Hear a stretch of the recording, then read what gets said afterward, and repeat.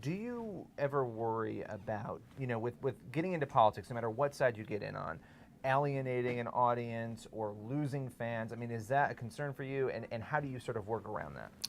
Uh, my mother-in-law, um,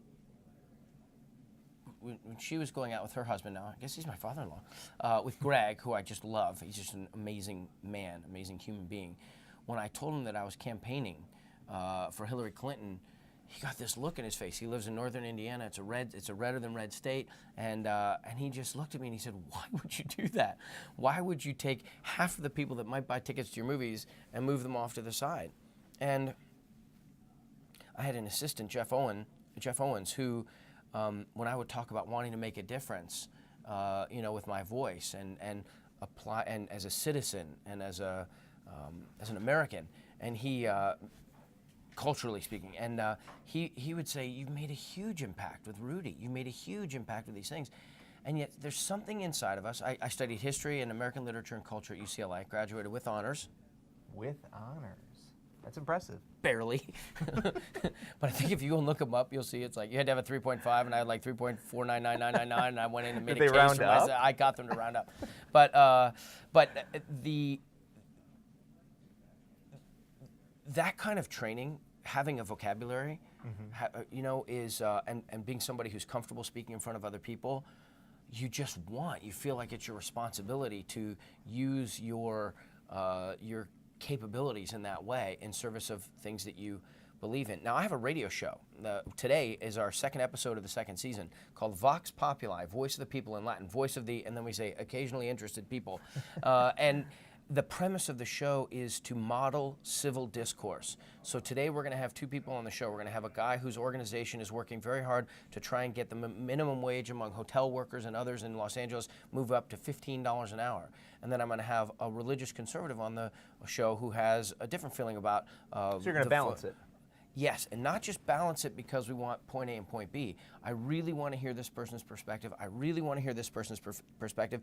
And I want to show people that this person likely is never going to, this person's decided that the minimum wage to $15 guy is not going to change his mind Right. in an interview. So it's stupid to try and be combative. What really you can do is have people who say they don't want anything to do with politics, and almost everyone I say says that, even though it's not really true, because the second they open their mouth, no matter what they say, people are going to jump on them for it, is to say, look, you know what? And they also say another thing. They go, well, I don't know enough about that. Well, then let's find a way to sort of comfortably learn a little bit more, because if you don't, the only people who are going to make decisions are the one who have an extremely intense relationship with whatever, enough to dedicate their lives to it. And maybe that's not the way we should be governing ourselves. So our show is to say, this is how you can learn a little bit about what's going on, and complex issues. People are smart, but they may not know stuff. So and I learn with them. We were talking about Ukraine and Russia the other day with an expert, and I ask a couple of questions, and the feedback this guy gives back, and you just think, all of a sudden, instead of it being a bareback guy on a horse, a bareback guy on a bareback horse, you start to understand a little bit of the dynamic that's happening right there right now. I mean, it's happening. So I love that in an area where people are there's a time to stand on a soapbox and scream and yell. Yeah. There's a time to debate hammer and tongs about what you think is right. But we don't have enough in this country of people showing that it is possible, and it's a skill. It's a learned skill to be able to listen to someone who you can't stand what they're saying, really listen, really have, if not an open mind to believing what they're saying, an open mind to understanding what they're saying. At least understand where they're coming from, right? And you don't have to agree with it, but you can have an understanding of that. Because it helps you sharpen your argument. The idea is that if you listen to someone, if you had an extreme viewpoint, pro-life or pro-choice viewpoint, and you were allowed to fully express your view on my show or anywhere else, and people listened to you, and you knew the people that disagreed with you were listening to you, and you finally got to a place where you finished saying what you were saying. Well, now, out of just pure respect and not wanting to look selfish, you're going to respectfully listen to what this person says. And they finish expressing themselves fully. You know what's happened? Everybody's heard where the weaknesses in both arguments are that are being made. They've heard where the strengths are.